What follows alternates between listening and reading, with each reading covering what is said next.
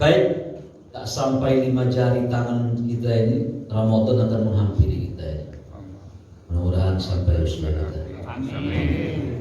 Oleh karena itu saya mengambil tema ini supaya update, supaya fresh kembali, menyegarkan materi-materi menuju Ramadan. Ya, materi menuju bulan suci Ramadan, supaya bapak-bapak ingat kembali, ya, sehingga bisa nanti beramal soleh lebih baik, lebih sempurna dan diterima Allah Subhanahu Wa Taala. Saya mulai dari bid'ahkah acara tarhib Ramadan. Tarhib itu artinya menyambut, rohiba, ya. Lalu negeri kita ini cuma di negeri kita adanya nih. Ya, saya 9 tahun di Mesir, ya, tak nampak kegiatan begitu. Ya, kalau kita kan sekarang pawai segala macam, anak-anak itu buat acara tausiah dan lain sebagainya. Apakah sesuatu yang tak Nabi lakukan ini langsung tidak boleh? Jamaah Allah, salah satu cara melihat kita hukum ini, istinbat hukum ini, ya, tidak boleh langsung diambil dari Nabi, langsung dilemparkan. Kalau dia sebuah kajian, ya, bukan ungkapan nasihat. Kalau dia kajian, ya, yang paling bijaksana seperti Imam Syafi'i, dikumpulkan semua hadis tentang isbal itu dalam di bawah kaki itu, baru dikaji. Apa sebabnya? Karena ada ancaman Nabi. Kafa bil mar'i kadiban. Cukuplah seseorang itu, kata Nabi, dianggap pendusta dia. Siapa pendusta dia? Apa yang dia dengar dia sampaikan. Sampai hadis sampaikan. Tanpa diolah dulu itu. Lalu ungkapan itu terambil dari Quran, tapi agak miris menurut saya. Ada ungkapan itu. Lau kana khairan ma sabaquna ilaihi. Andaikan perbuatan kalian baik, tentu orang dahulu sudah melakukan itu. Dengar? Nah, tapi ungkapan ini surat Al-Ahqaf ayat 11, baca sempurna. Wa qala alladziina kafaru, orang kafir berkata, lilladziina aamanu, kepada orang mukmin. Orang kafir berkata kepada orang mukmin. Apa kata orang kafir ini? Lau kana khairan ma sabaquna ilaihi. Berarti mereka ini mengutip perkataan orang kafir. Orang kafir berkata kepada orang mukmin. Apa kata orang kafir kepada orang beriman ini? Andaikan kalian benar, umat dahulu sudah melakukannya. Nah, apa tak ada ungkapan? Ya, kenapa Allah? Makanya banyak dalam agama ini, Pak, yang kita tidak sama dengan Nabi, selama syariat tak menyalahkannya, go. Jadi yang tak benar, ya, kurang pas lah, ya. Jika tidak sama dengan Nabi maka bid'ah. 7, ya, bukan begitu. Lawannya 7 juga. Jika tidak sesuai dengan syariat maka bid'ah. Patokannya syariat.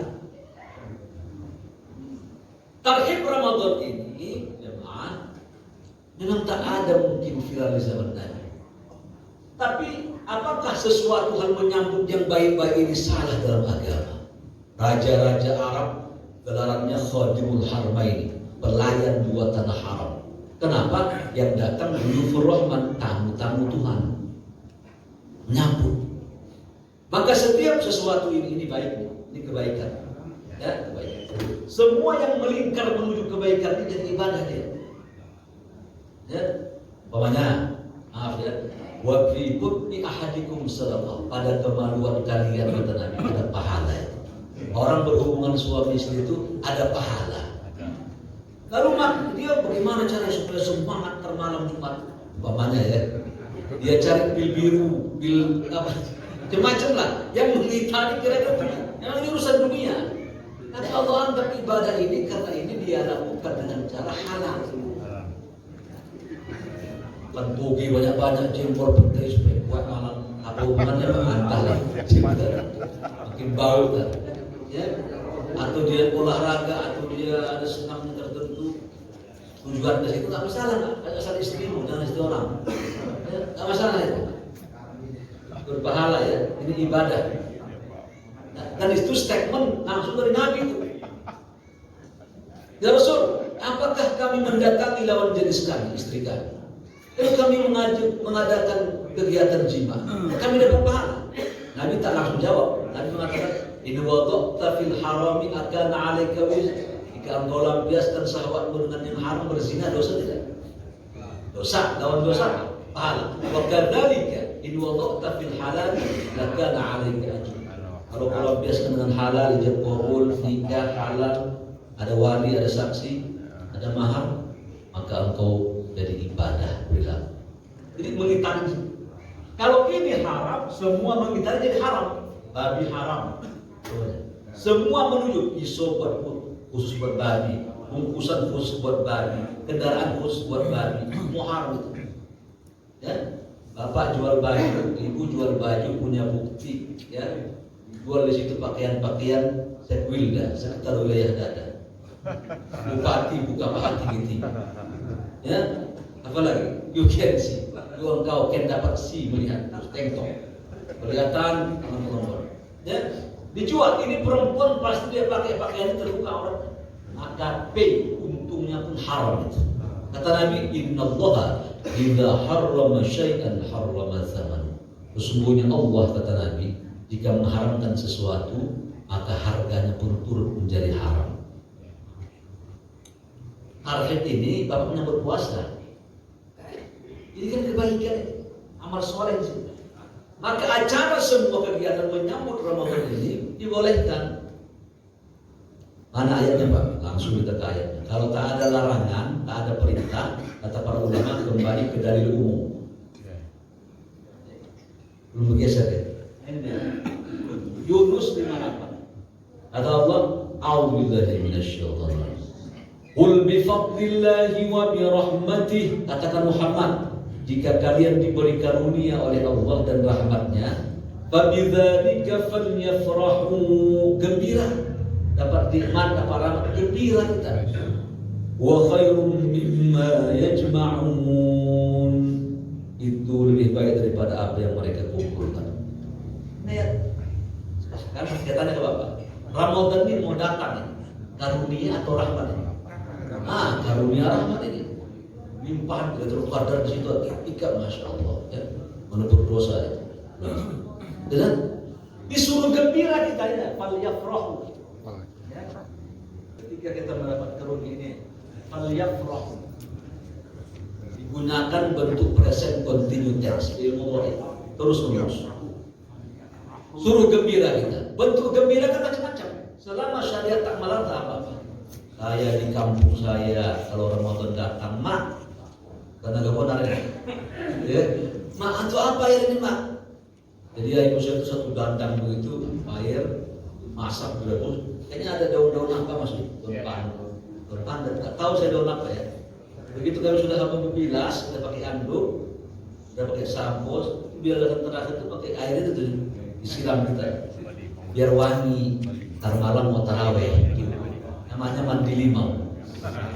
Itu dia ada padang.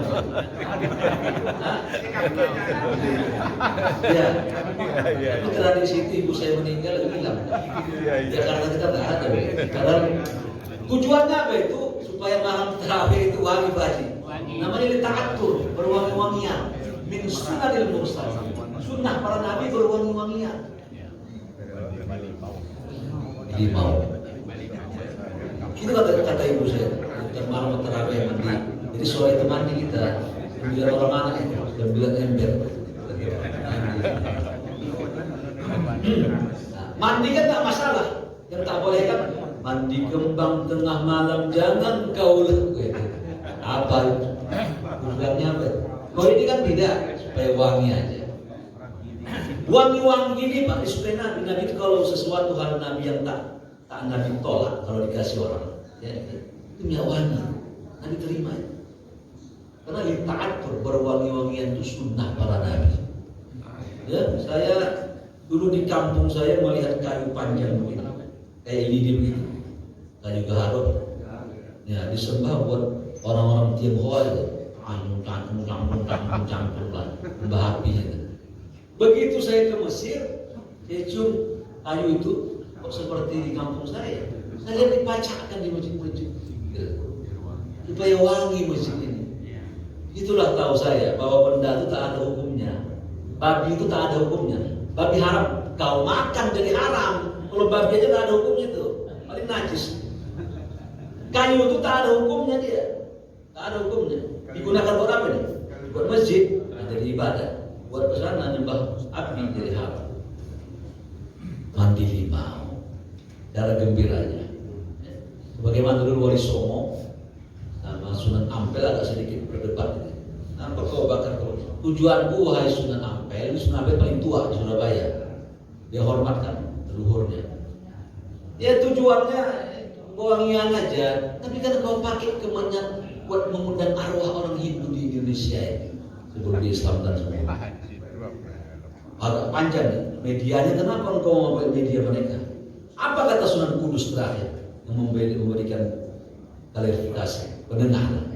Kata dia biarkan saja Sunan Ampel karena niat Sunan Kalijaga itu kan berwangian aja. Kita berharap nanti generasi setelah kita, karena tujuan dia kan untuk cari simpatik. Ada kemenyan juga itu orang Hindu. Sama kayak kita, masuk yuk. Nah, itu kan metodologi dakwah. Bagaimana orang masuk ke musola itu cuci kaki di depan ada gentong. Itu awalan ajaran untuk berwudu. Dan bagaimana Wali Songo membuat tahapan-tahapan mereka dakwahnya itu tidak langsung apa. Ya. Baik, kita kembali ke bangsa.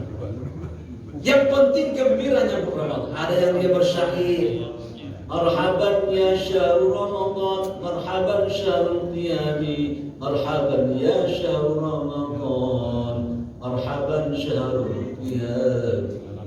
Selamat hari puasa datang, selamat datang bulan Ramadan, selamat datang bulan Qiyamul Lail. Orang tua saya dulu di kampung lama di Makkah tinggal, Tuan Syekh Abdul Razak. Dia cerita kepada kami, dulu saya di Makkah itu. Begitu mau Ramadan datang, wah itu pedagang korma itu usai-usai mereka. Laka jannah yang so'em, laka jannah yang so'em, laka jannah. Bagimu surga yang puasa, bagimu surga yang puasa, bagimu surga. Jadi bersyair. Gembira, itu cara menyambut gembira. Ada cara gembiranya bersih-bersih masjid, selalu. Dan kira-kira tujuan dia mempersiapkan supaya Ramadan ini berkualitas. Semua aktivitas ini selama tak haram lakukan, ya, selama tak melanggar syariat maksudnya lakukan, jadi ibadah. Ya, dia beli baju baru, ya, peci baru, apalagi sarung baru, celana baru, istri lama, jangan baru juga. Ya, cukup presidennya baru. Ya. Nah, jadi dipersiapkan itu nggak apa-apa ibu. Tuh, sudah dibikin ada telan sudah. Baru mau Ramadan taraweh. Ya, boleh yang baru itu, ya ke Tanah Abang cari. Itu boleh. Atau dia untuk Lebaran juga boleh. Ya. Pakaian bagus gitu.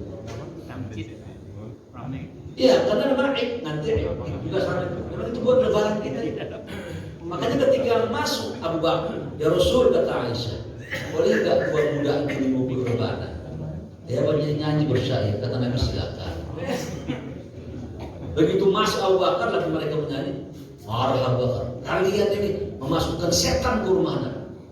Keluar biji matanya. Apa kata Nabi kepada Abu Bakar? Mahlan ya Abu Bakar, hadal aid. Abu Bakar santai.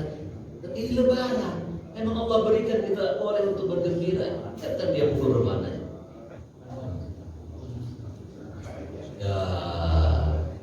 Jadi ketika apa itu dia karaokean katanya. Berhembus angin malam. Di rumah cucunya. Apa kek? Angin malam udah lewat. Angin dulu sekarang ini. Ya. Baik.